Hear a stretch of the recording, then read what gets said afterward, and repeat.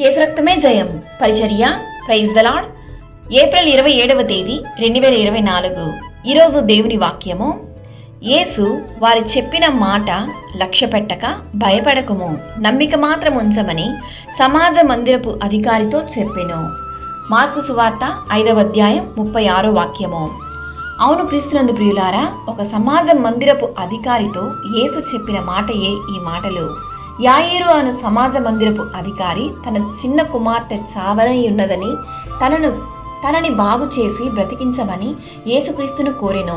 ఇంతలో కొందరు వచ్చి, నీ కుమార్తె చనిపోయినది, ఇంక బోధకుని విసిగించవద్దు అని చెప్పిన తర్వాత యేసుక్రీస్తు చెప్పిన మాటయే ఈ వాక్యము. భయపడకుము, నమ్మిక మాత్రం ఉంచమని యేసుక్రీస్తు చెప్పెను.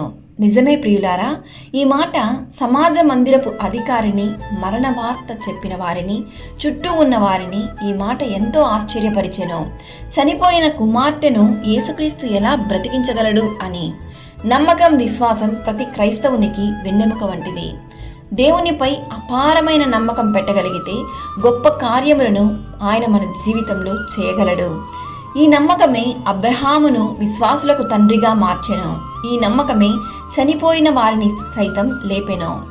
దేవుని వాక్యం ఇలా సెలవిస్తుంది, నమ్ముట నీ వలనైతే నమ్మువానికి సమస్తము సాధ్యము.